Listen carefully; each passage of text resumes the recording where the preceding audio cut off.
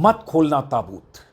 Air India plane crash में मारे गए लोगों के शव यही कहकर उनके परिजनों को सौंपे जा रहे हैं। एयर इंडिया के विमान में सवार होकर जो लोग लंदन जा रहे थे, अब उनका पार्थिव शरीर इन ताबूतों में बंद होकर शमशान और कब्रिस्तान के लिए रवाना हो रहा है। कोई दफन होगा, किसी की चिता जलेगी। जिन्हें यूके जाना था वो अपनी अंतिम यात्रा पर निकल चुके हैं। इन ताबूतों में कैद होकर सुपुर्दे खाक होने जा रहे हैं। मीडिया रिपोर्ट्स के मुताबिक ताबूतों को नहीं खोलने कहा गया है क्योंकि भयानक विस्फोट और आग के बवंडर में हुई मौतों के बाद जिस अवस्था में ये बॉडीज मिली है उसे परिवार वाले देख नहीं पाएंगे या देखकर होने वाली पीड़ा को सह नहीं पाएंगे। अब तक लगभग 50 शव मारे गए लोगों के परिजनों को सौंपे जा चुके हैं। यह सिलसिला तब तक चलेगा जब तक सभी शवों की पहचान न हो जाए। अब तक लगभग 100 बॉडीज का डीएनए मिलान हो चुका है और यह लगातार काम जारी है। न्यूज 18 की रिपोर्ट्स के मुताबिक राज्य सरकार की तरफ से शव सौंपते वक्त डेथ सर्टिफिकेट, पुलिस जांच रिपोर्ट, पोस्टमार्टम रिपोर्ट, डीएनए मिलान की पुष्टि के साथ एफएसएल रिपोर्ट और शव से मिली ज्वेलरी या जो भी कुछ सामान उनके हाथ में या जो भी थे वो परिजनों को दिए जा रहे हैं। आमतौर पर किसी की मौत के बाद परिवार के लोग अंतिम दर्शन के लिए जुटते हैं, पाठ करते हैं, श्रद्धांजलि देते हैं, फूल माला अर्पित करते हैं। लेकिन एयर इंडिया क्रैश में मारे गए लोगों के माँ बाप, भाई बहन, बेटे बेटी, नाती पोते, रिश्तेदार अपने परिजनों को आखिरी विदाई भी ठीक से नहीं दे पाएंगे। अहमदाबाद और बड़ोदरा के ताबूत सप्लायर से थोक भाव में ताबूत मंगाए गए हैं। उनमें बॉडी पैक करके परिवार वालों को दी जा रही है। हर ताबूत पर एक नाम लिखा है, लंदन जाने वाले उस यात्री का नाम जिसकी वो यात्रा अधूरी रह गई। ताबूत में बंद डेड बॉडीज को लेकर परिजन अपने अपने हिसाब से अंतिम संस्कार की तैयारी के लिए रवाना हो रहे हैं। प्लेन हादसे में मारे गए गुजरात के पूर्व सीएम विजय रूपानी के शव की भी कल पहचान हुई। आज चार्टर्ड प्लेन से उनके पार्थिव शरीर को राजकोट ले जाया गया। पूरे राजकीय सम्मान के साथ गृह मंत्री अमित शाह और गुजरात के मुख्यमंत्री भूपेंद्र पटेल समेत बीजेपी के तमाम नेताओं की मौजूदगी में उनका अंतिम संस्कार हो गया। अब इसी तरह की तस्वीरें अलग अलग हिस्सों से आ रही हैं। जो लोग मारे गए उनके परिजन 48 घंटे, 72 घंटे, बल्कि अब उससे ज़्यादा हो गए के इंतज़ार के बाद, डीएनए सैंपलिंग के मिलान के बाद, क्रॉस वेरिफिकेशन के बाद, पार्थिव शरीर हासिल करने के बाद अंतिम संस्कार कर रहे हैं।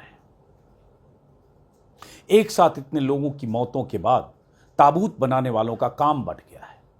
बड़ोदरा के एक चर्च के हॉल में नेल्विन राजवाड़ी अपने पूरे परिवार के साथ दिन रात ताबूत बनाने में जुटे हैं।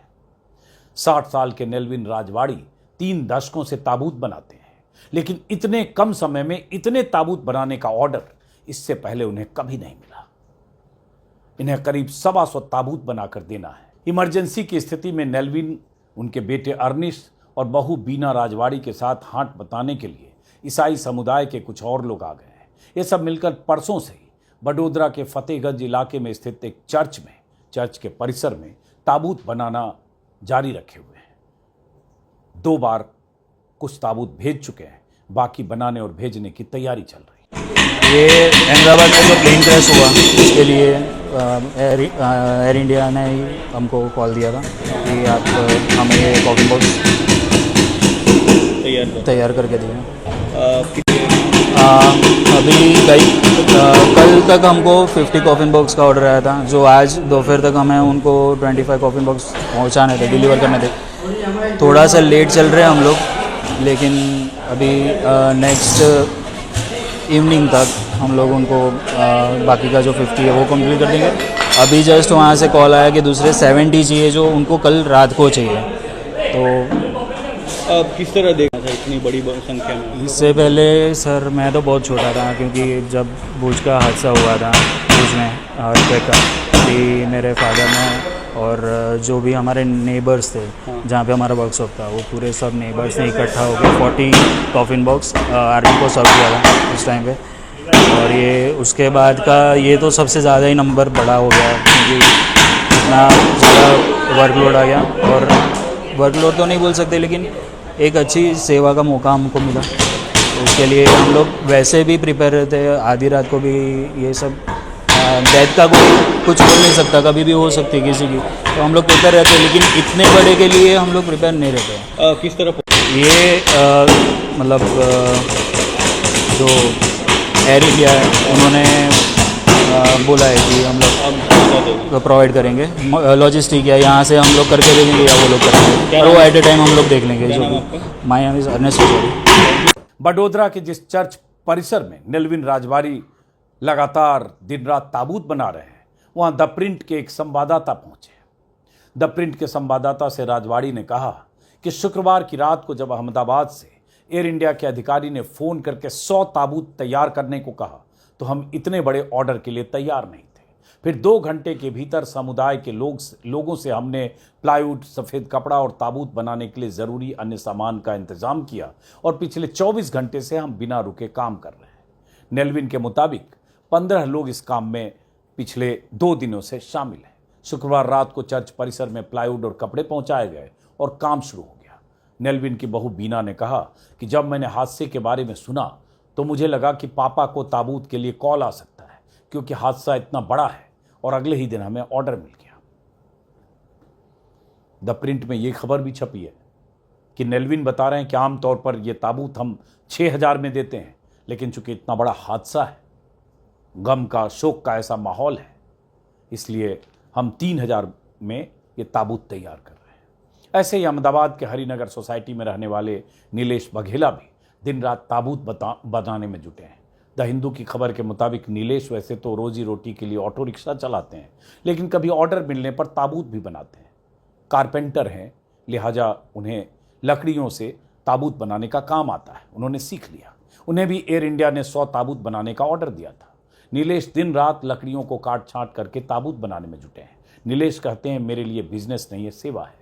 उन्हें जब पूछा गया कि क्या वो सारे पीड़ितों के लिए ताबूत बना सकते हैं, तो उन्होंने अपनी क्षमता के हिसाब से 100 ताबूत बनाकर देने की जिम्मेदारी ली और उसी जिम्मेदारी को पूरा करने में जुटे हैं। किसे पता था कि इतनी जिंदगियां अचानक यूं तबाह हो जाएंगी और लंदन पहुंचने की जगह सबके हिस्से के ताबूत गुजरात में बनने लगेंगे।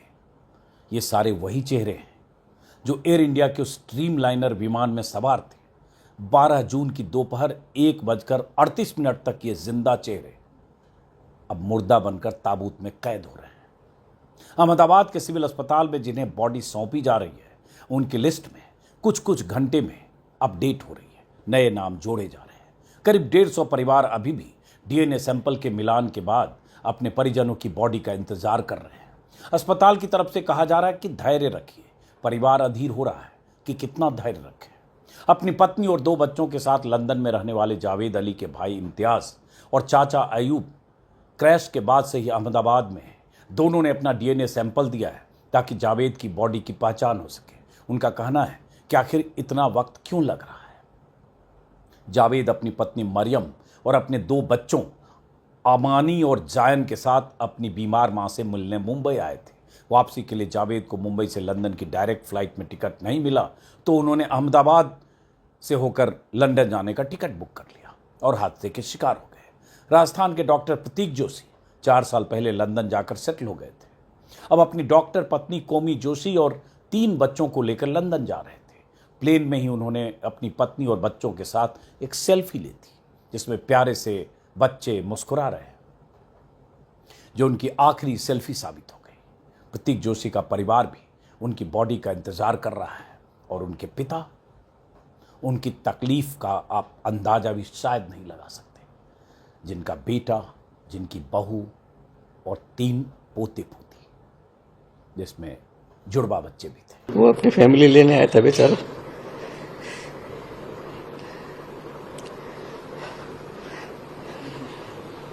हो गया, बस पूरा हो गया। वो 5 साल से वहाँ दिल्ली में जॉब कर रहे थे। कैसे बताया कि पूरा थोड़ा डिटेल में जो इसकी बस वो 4 साल से मैं जॉब में था, आता जाता रहता था, बच्चों को मिलने, वाइफ को मिलने। उसकी वाइफ उदयपुर पैसिफिक में जॉब करती थी, पैथोलॉजिस्ट थी। फिर उसके जब 4 साल पूरे हो गए, उसको एक्सटेंशन और मिल गया, तो उसने कहा मेरे बच्चों को मैं ले जाता हूँ, इसलिए वो आया। वो हमेशा कभी डायरेक्ट फ्लाइट में आता ही नहीं था। वो 9 तारीख को आया। उसने कहा कि डायरेक्ट फ्लाइट है, बच्चे को तकलीफ नहीं पड़ेगी। तो मैं डायरेक्ट में फ्लाइट मैंने कहा ले आजा बेटा, अच्छा रहेगा बहुत ही। एक ही दिन पे लाया था, 9 तारीख को आया था और 12 की फ्लाइट थी कि बच्चों को लेने ही आया था। वो सामान वामान समेट के उसकी वाइफ ने उदयपुर में डिजाइन किया बेचारी ने कि बच्चे और पापा साथ में रहेंगे ऐसे करके।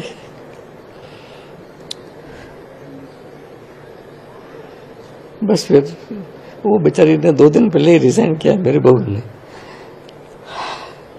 और अकेली ने सारा वहाँ रिजाइन किया, खाली किया, बच्चों के टीसी लिए और सारी बहुत मेहनत करी उसने। 3 बच्चों को संभालना होते समय से वहीं पे हो गया। बच्चे कितने थे? बच्चे कितने साल के थे? मेरे 2 ट्विंस बच्चे थे, दोनों लड़के थे, 4 साल के थे वो। ये 5 बार हो जाता 15 अगस्त को। और बच्ची थी 15 अगस्त को पैदा हुए थे मेरे दोनों बच्चे, दोनों आजाद हो गए अब। ऐसा ही मातम उन तमाम घरों, परिवारों, रिश्तेदारों के बीच है जिनके परिजनों की मौत एयर इंडिया के इस हादसे में हुई है। इस बीच हुआ यह है कि एयर इंडिया प्लेन क्रैश की जांच के लिए अंतर्राष्ट्रीय जांच एजेंसी अहमदाबाद पहुंच चुकी है। भारत की aircraft accident investigation bureau AAIB इस दुर्घटना की जांच कर रही है। अंतर्राष्ट्रीय जांच एजेंसियां हादसे की जांच के लिए AAIB की मदद करेगी और अंतर्राष्ट्रीय जांच एजेंसियों में अमेरिका और ब्रिटेन की एयरक्राफ्ट जांच एजेंसियों के अधिकारी भी शामिल हैं।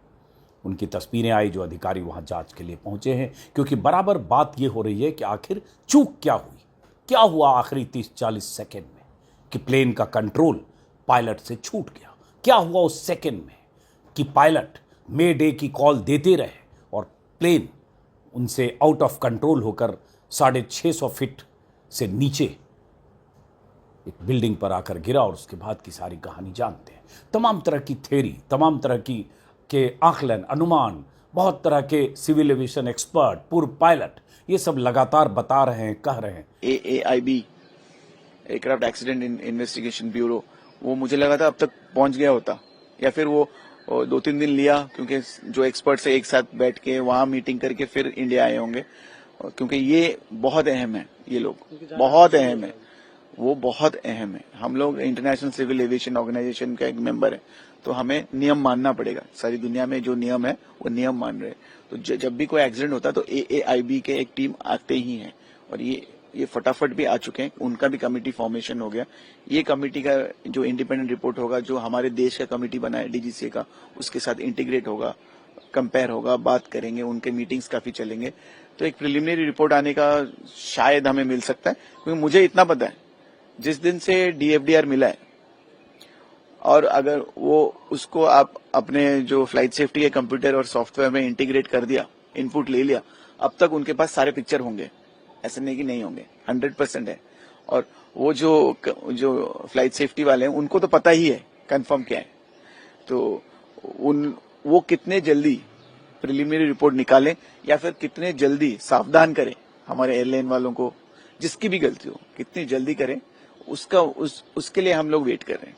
वो जो वेटिंग पीरियड ज्यादा लंबा ना हो, क्योंकि पायलट लोगों का थोड़ा मनोबल थोड़ा डाउन है, इंजीनियर लोगों का भी डाउन है। उनको समझ नहीं आ रहा किसने गलती किया है। तो इंजन में प्रॉब्लम था, फ्यूल वाले होते हैं वो अलग डिपार्टमेंट है, उनकी गलती था क्या, इंजीनियरिंग का गलती था क्या, पायलट्स लोगों का अभी धीरे धीरे दिख रहा है कि पायलट्स लोगों का शायद गलती था ही नहीं। तो जब वो इतने बुरे हाल में फंसी गए, वो प्रोसीजर फॉलो किए। मुझे इसीलिए पहले दिन से डाउट हो रहा था कि इतने अनुभवी कमांडर सुमित सभरवाल, उनसे गलती होना बहुत बहुत बहुत कम चांसेस है। तो उन्होंने परफेक्ट प्रोसीजर्स फॉलो किए। जितना हम लोग अंदर और देख रहे हैं, जा रहे हैं, मतलब समझ में आ रहा है, वो जो हमें सिखाया गया था, जो बोइंग ने हमें सिखाया था, जो सिमुलेटर में प्रैक्टिस करते थे, या फिर जो कैप्टन सभरवाल जो फॉलो करते हैं स्टैंडर्ड ऑपरेटिंग प्रोसीजर, जो उन्होंने हमें भी सिखाया था, उन्होंने एग्जैक्टली वही फॉलो किया। बहुत कोशिश किया लास्ट मोमेंट तक, और ऐसे प्रोफेशनल पायलट वो लास्ट सेकेंड तक गिव अप नहीं किया, वो चेष्टा में लगे रहे, बट नहीं हो पाया। वो जो भी लक है या भगवान का जो भी उनका जो भी था, भगवान का उस दिन के लिए बुरा टाइम, खराब टाइम, जो भी, बट वी आर इन अ वे धीरे धीरे ऐसे लग रहा है कि पायलट गलती कम है, टेक्निकल प्रॉब्लम, मैकेनिकल प्रॉब्लम होने के ज्यादा चांसेस है। जांच के दायरे में जब ब्लैक बॉक्स को डिकोड किया जाएगा, ब्लैक बॉक्स मिल चुका है, वो हिस्सा भी फ्लाइट डेटा रिकॉर्डर और cockpit voice recorder. Black box के उन्हीं हिस्सों में कॉकपिट में क्या बात हो रही थी, आखिरी वक्त में क्या हो रहा था, पायलट क्या कह रहे थे, क्या कम्युनिकेशन हो रहा था, एटीसी क्या कम्युनिकेशन हुआ एटीसी से, और जो फ्लाइट डेटा रिकॉर्डर है उसमें उस विमान के हर पैरामीटर की रिकॉर्डिंग डेटा का जब विश्लेषण होगा, डिकोडिंग होगी, तब पता चलेगा कि दरअसल हुआ क्या था। और ये काम यही एजेंसियां करेगी। और जो हिंदू की रिपोर्ट के मुताबिक बोइंग के अधिकारी भी इस जांच में शामिल हो सकते हैं। जांच टीम में अंतर्राष्ट्रीय एजेंसियों के जो अधिकारी हैं, national transportation safety board America की जांच एजेंसी है, फेडरल एविएशन एडमिनिस्ट्रेशन अमेरिका की सुरक्षा एजेंसी है, विमानन सुरक्षा एजेंसियां हैं, सिविल एविएशन अथॉरिटी ब्रिटेन की नागरिक विमानन संस्था है। तो इस तरह से ये एजेंसियां अब अपने अपने ढंग से जांच करेंगी। और इस बीच ये भी हुआ कि सरकार की तरफ से एक हाई पावर कमेटी बना दी गई है गृह सचिव की अध्यक्षता में, जिसकी सूचना 2 दिन पहले नागरिक विमानन मंत्री ने दी थी। तो अब हम सबको इंतजार करना पड़ेगा कि उस प्लेन हादसे की वजह का पता चले और तय हो जिम्मेदारी कि आखिर हुआ क्या था। तो फिलहाल इस वीडियो को यहीं खत्म करते हैं, फिर मुलाकात होगी। कोई ऐसी शोक की खबर के साथ हमें बार बार ना आना पड़े, ये हम दुआ करते हैं। नमस्कार।